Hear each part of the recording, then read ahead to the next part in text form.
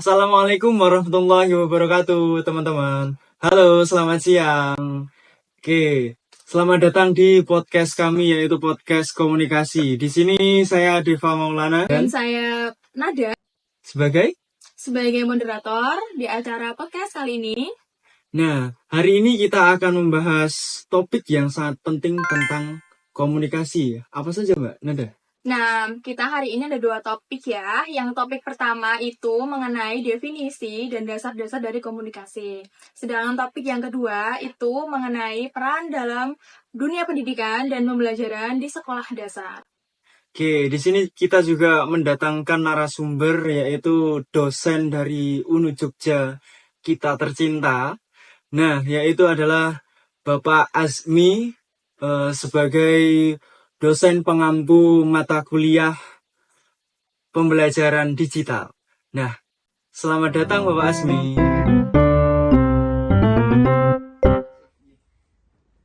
Apa kabar Pak Azmi? Alhamdulillah baik. Gimana Selamat kalian? datang ya di podcast Baik, kita. Terima kasih sudah mengundang ya. Iya. Langsung saja Pak. Karena saya ini kan sangat minim sekali informasi tentang apa itu pentingnya peran komunikasi di kehidupan kita. Nah, nanti untuk selebihnya ada beberapa pertanyaan materi tentang komunikasi yang akan diajukan dari Mbak Nada.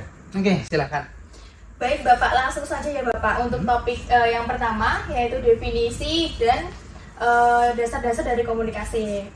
Kalau definisi sendiri dari KBBI itu kan pengiriman atau penerimaan pesan dari 2 orang atau lebih untuk menyampaikan informasi supaya dapat dipahami. Nah, kalau menurut Bapak Azmi sendiri, apa sih Pak? Oke, ini sambil nyantai aja ya. Iya, santai aja Pak. Oke, jadi komunikasi ya. Komunikasi itu kan berarti kita menyampaikan informasi, ya kan? Iya, Kita Pak. menyampaikan informasi, kemudian ada yang nerima Iya. dan memberikan timbal balik. Betul. Nah, jadi komunikasi itu terjalin kalau misal si penerima, maaf, dari pengirim ya, Iya. dari pengirim itu mendapatkan timbal balik dari penerima informasi itu. Baik Bapak. Nah, kalau menurut Bapak itu seberapa penting komunikasi supaya bisa diterapkan dengan baik di dunia kita sehari-hari? Kalau menurut saya sendiri penting banget ya komunikasi, karena pastinya setiap manusia itu kan namanya juga makhluk sosial, Iya, itu kan betul, Bapak. pasti berkomunikasi dengan siapapun, apalagi dengan antar manusia ya. Dari mulai kita bangun tidur sampai dengan tidur lagi itu kan pasti Iya. kita komunikasi. Iya, betul Dan Bapak. komunikasi itu bukan hanya secara secara langsung menggunakan lisan, tapi Iya. bisa jadi komunikasi dengan bahasa tubuh. Betul, Nah, betul, makanya Bapak. itu penting sekali kan, nggak mungkin kalau orang yang cuma diem gitu kan, itu malah ditanya itu orang kenapa gitu kan. Iya. Makanya penting, komunikasi itu penting. Iya. Iya Bapak, supaya tidak terjadi adanya miskomunikasi itu ya Bapak ya. Iya, ada komunikasi aja bisa jadi miskomunikasi. Iya, kan? betul sekali Bapak. Seperti itu. Tapi Pak, menurut Bapak semisal nih, kan kita di kehidupan sehari-hari itu menemukan orang ketika diajak komunikasi itu susah sekali Pak itu. Kita sebagai yang ingin menjalin komunikasi dengan baik dengan orang tersebut agar tidak ada miskomunikasi dan sebagainya, itu kita sebaiknya harus apa Pak untuk menanggapinya? Jadi kalau misal kita menyampaikan informasi ya, kemudian kok nanggapinya susah gitu ya. Iya. Sebenarnya dari kita dulu, dari pengirim informasinya itu sudah sesuai belum sih dengan apa yang dipahami penerima. Kalau misal informasinya itu bisa langsung diterima, berarti itu udah langsung bisa direspon. Tapi kalau gampangannya istilahnya itu nggak sefrekuensi lah. Iya. Kalau bahasa gaulnya gitu ya. Iya Bapak. Kalau tidak sefrekuensi, bisa jadi apa yang kita sampaikan itu dipahami dengan arti yang beda. Nah, bagaimana caranya? Ya kita sesuaikan frekuensinya. Kalau misal sama anak-anak, berarti kita sesuaikan gaya bahasa kita dengan bahasa anak-anak. Kalau kita dengan orang dewasa, berarti kita sesuaikan dengan bahasa orang dewasa. Kalau misal dengan orang tua, ya berarti kita harus lebih menjunjung orang tua tersebut. Bagaimana komunikasi orang tua, ya kita mengikuti komunikasi mereka. Seperti itu. Oh ya, setuju sekali dengan Bapak Azmi karena saya pribadi juga pernah mengalami bahwa kalau sama anak-anak itu kita harus lebih menurunkan standar bahasa kita seperti itu pastinya. Pak. Biar nggak terlalu istilah Jawa ini dekik gitu ya. Iya. Terlalu tinggi nggak paham gitu malah hampir semua. Iya, nah selanjutnya ya Bapak, menurut Silakan. Bapak itu jenis-jenis komunikasi itu ada apa aja sih Pak? Oke, ya tadi jadi komunikasi itu bisa secara langsung. Iya. Istilahnya itu berarti bahasa verbal ya. Iya Bapak. Verbal, jadi kita sampaikan secara lisan. Ada juga komunikasi yang menggunakan bahasa tubuh, Iya. nonverbal. Ada juga yang dari dua jenis itu nanti digolongkan lagi, ada yang formal, ada yang non formal gitu. Jadi kalau misal lisan kita di kelas itu komunikasinya seperti apa gitu ya. Nanti kalau misal di luar kelas, misal lagi ngobrol, lagi nongkrong, lagi di kafe itu kan, itu berarti bahasanya seperti apa, itu menyesuaikan. Kalau di kelas berarti harusnya lebih formal gitu kan. Kalau misal di luar kelas pada saat nongkrong itu harusnya lebih santai atau informal seperti itu. Oh, berarti sama aja cara kita pembawaannya itu gimana, terus menempatkan dirinya itu seperti apa gitu ya Pak ya? Oh iya. Tempatnya ya. Ya, iya menyesuaikan tempatnya. Dan tadi yang kedua itu yang nonverbal ya. Nonverbal itu kan berarti menggunakan bahasa tubuh.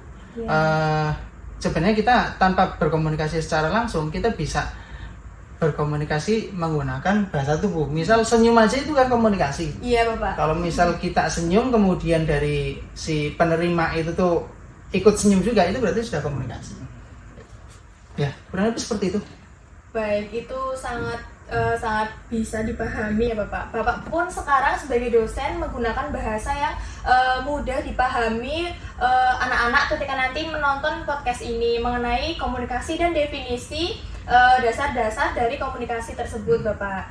Nah, masuk di topik yang kedua Bapak, ini kan mengenai peran komunikasi dalam pendidikan dan pembelajaran di SD ya Bapak. Oke, di SD ya? Iya, di SD, di sekolah dasar. Kan emang berbeda ya Bapak tadi yang Bapak sampaikan, bagaimana caranya itu kan berbeda-beda ya Pak ya. Nah, yang pertama itu menurut Anda ya Pak, ini komunikasi yang efektif untuk bisa berkomunikasi dengan anak sekolah dasar itu bagaimana Pak? Karena sekarang dari Kemendikbud sendiri itu apa ya namanya Pak? Kayak sebutannya rendah literasi untuk anak-anak yang sekarang, makanya Bapak Nadiem sendiri selaku Menteri Pendidikan kemarin itu menciptakan program untuk mengatasi rendah literasi dan numerasi. Nah, menurut Bapak itu seperti apa Pak?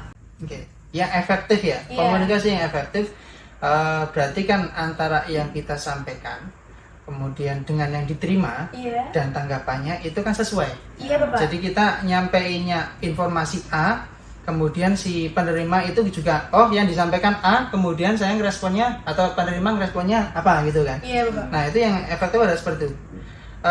Istilah gaulnya tadi sefrekuensi. Kalau kita menyampaikan pesan tapi kok tidak sesuai dengan apa yang disampaikan, saya menyampaikan ke teman-teman nih misal, teman-teman kok nggak tahu gitu, terus nanggapinya dengan respon yang beda dari apa yang seharusnya dijawab, berarti itu tidak efektif. Kalau misal efektif harusnya saya menyampaikan A gitu kan, ya kalian menerima, oh yang disampaikan Pak Azmi adalah seperti ini, berarti responnya adalah seperti apa, seperti itu.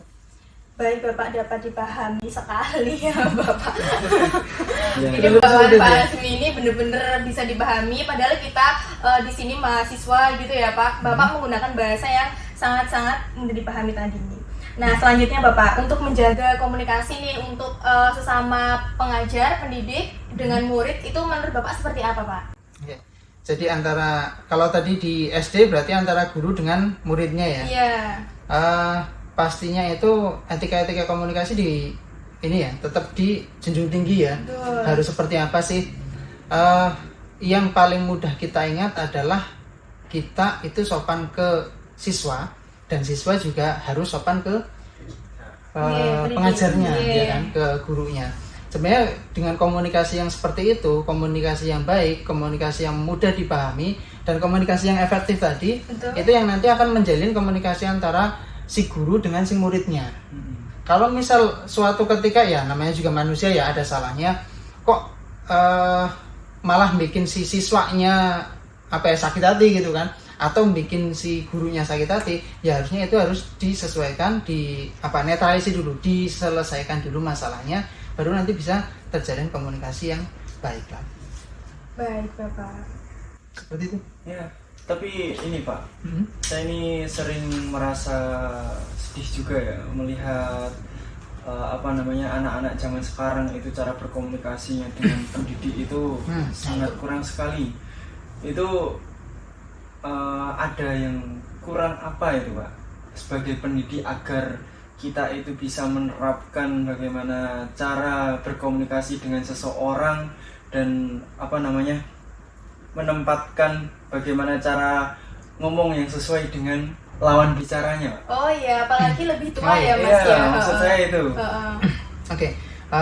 Ya ini memang istilahnya itu jam terbang ya. Jadi salah satu kekurangan generasi sekarang adalah komunikasi secara langsung itu berkurang ya. Kalau menurut saya sendiri itu lebih sedikit dibandingkan dengan generasi-generasi sebelumnya. Kalau generasi sebelumnya itu komunikasi mau nggak mau secara langsung gitu kan. Betul. Mungkin sejak kecil itu sudah terbiasa komunikasi secara langsung. Namun kalau yang sekarang itu kan komunikasinya lewat HP. Iya, Padahal lewat tulisan dengan lewat lisan itu akan berbeda. Nah, bagaimana biar kita bisa menyesuaikan frekuensinya? Ya tadi jam terbangnya harus dibanyakin. Jadi kalau misal kita sering ngomong dengan anak-anak gitu kan, nanti kita bisa tahu anak-anak tuh frekuensinya segini gitu loh. Kalau misal dengan sebaya ya, kalau sebaya saya yakin kalian sudah tahu sendirilah ya. Betul. Bahasanya seperti apa. Kalau dengan orang tua, apalagi dengan bahasa yang kalau di Jawa itu ada bahasa kromo, ada bahasa ngoko, ada bahasa kromo inggil, itu kan kalau belum terbiasa ya paling milihnya bahasa kesatuan, bahasa Indonesia kan gitu. Tapi kalau nanti sudah terbiasa, kalian akan menyesuaikan. Oh, saya sama orang tua nih, ngobrol sama orang tua, berarti nanti bahasanya setidaknya itu bahasa halus atau bahasa yang kromo Inggris seperti itu. Jadi lebih ke ini ya, jam terbangnya. Beberapa sering komunikasi secara langsung dengan orang yang lebih kecil atau orang yang lebih tinggi atau orang yang lebih muda dengan yang lebih tua juga. Seperti iya betul. Kalau jam terbangnya tinggi, seumpama ya Pak, anak-anak itu kan masih kurang tadi yang disampaikan sama Mas Diva ya. Nah itu kan kalau literasinya masih kurang, biasanya kan berdampak buruk ya. Nah kalau menurut Bapak itu seberapa besar dampak komunikasi yang buruk dan yang baik terhadap peningkatan motivasi belajar siswa gitu Pak? Nah ini menarik juga ya. Secara umum memang ya gini, jadi ini kan untuk anak-anak ya. Kalau misal anak-anak SD saja atau yang lebih formal di sekolah dasar, mungkin pengalaman kalian nanti akan lebih banyak, ya kan? Karena jurusan kalian lebih fokus ke PGSD. Iya betul. Nah kalau saya sendiri tetap saya juga pernah berkomunikasi dengan anak-anak SD, baik yang di kelas maupun di luar kelas. Nah tadi dampaknya ya, dampak baik dan dampak buruk terhadap pembelajaran. Jadi gini, kalau misal kita ngajar sesuai dengan frekuensi mereka, sesuai dengan frekuensi anak-anak, maksudnya bahasanya itu nggak terlalu dekik gitu ya, nggak terlalu tinggi, nggak terlalu formal, itu anak-anak akan bisa menyerap, ya kan? Jadi, oh ternyata seperti ini. Gampangnya gini, kalau misal kalian itu ngajar matematika, gitu kan, kalian udah kebayangan matematika itu seperti apa? Ngajar matematika kelas 6, kelas 5 ke anak SD dengan bahasa yang formal, kaku gitu. Tapi ya akhirnya si siswa itu ya udah menolak duluan. Waduh, matematika gitu kan. Nah itu kan dampak buruknya. Jadi kalau nggak sefrekuensi, komunikasi nggak nyaman, gitu kan. Akhirnya si siswa itu mau belajar aja males. Gitu. Apalagi matematika ya Pak ya. Apalagi matematika gitu kan. Nah dari dampak buruk tadi Pak yang saya tangkap, berarti kan anak-anak itu masih kurang responsif ya di kelas, karena dari tadi ada opini sendiri itu bahwa matematika aku malas atau apa gitu ya Pak ya. Menurut Bapak gimana tuh Pak cara mengatasi anak yang kurang responsif di kelas mengenai beberapa mata pelajaran di sekolah gitu? Oke, baik. Jadi namanya juga anak-anak ya. Pastinya dalam misal satu kelas itu ada 30 itu kan, 30 atau 20 ya, 1-2 mungkin dalam satu pelajaran itu nggak memperhatikan itu kan, atau gelambiar gitu kan, atau tidak fokus, ya oke, tetap jalan, kelas itu tetap jalan, namun memang perlu adanya pendekatan secara langsung ke siswanya, baik di kelas maupun di luar kelas. Kalau memungkinkan ya di luar kelas juga, tapi kalau tidak memungkinkan coba di dalam kelas. Misal lagi latihan nih, ya kan, matematika lagi ngerjain soal yang lain.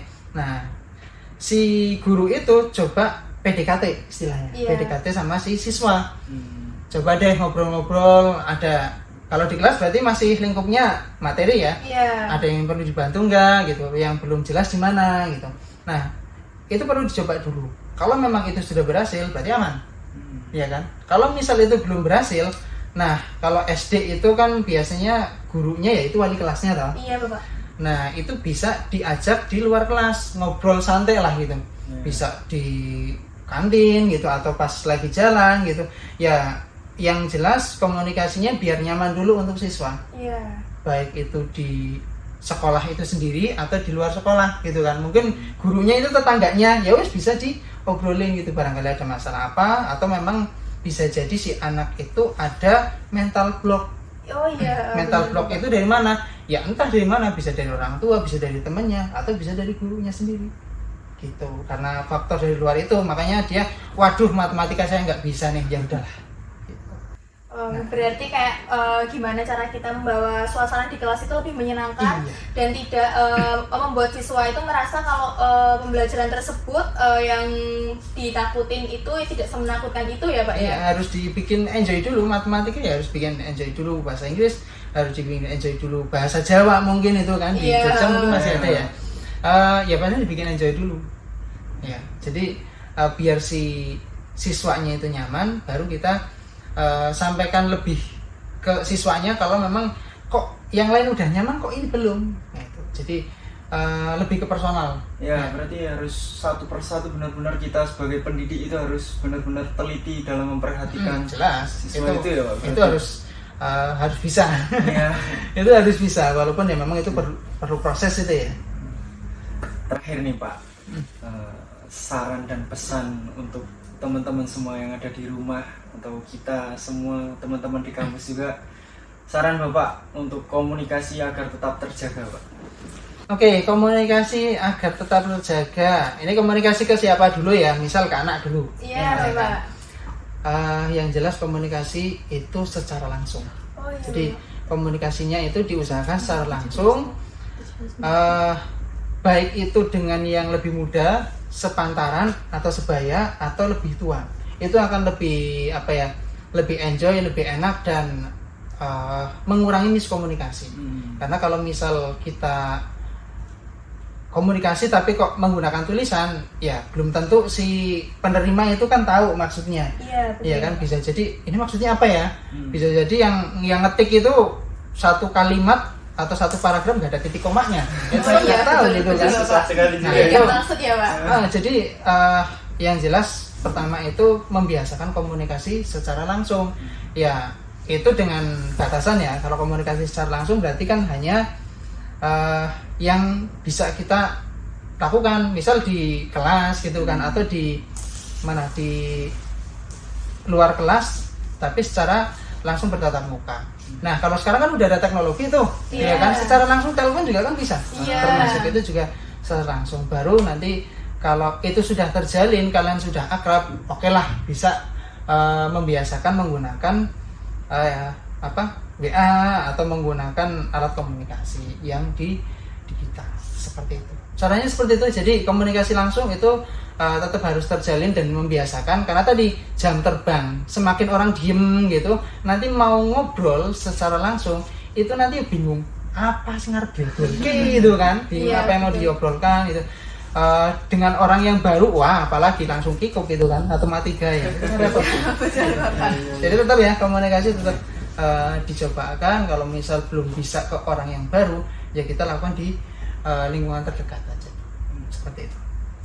Baik Bapak, ini informasinya sangat bermanfaat sekali dan kita mendapatkan insight banyak untuk bekal kita juga dan orang-orang yang nanti bakal menonton podcast ini, dan semoga Bapak juga dengan mahasiswanya bisa menerapkan komunikasi itu seperti apa, dan mahasiswanya ke Bapak juga bisa menerapkan komunikasi itu seperti apa, begitu Bapak. Ya, semoga bisa bermanfaat dan semoga yang kalian juga ya nanti bisa suatu ketika pastinya akan bertemu dengan orang-orang baru gitu kan. Itu bisa untuk ya membiasakan komunikasi, dan kalau sudah terbiasa nanti akan mengalir nyaman. Iya. Terima kasih Bapak untuk waktunya. Oke, sama-sama. Kita Terima kasih di podcast juga. kali ini mengenai komunikasi dengan 2 topik, yaitu definisi dan dasar-dasar komunikasi. Kemudian yang kedua, peran dalam dunia pendidikan dan pembelajaran di sekolah dasar. Oke, terima kasih sudah mengundang saya dan semoga bermanfaat.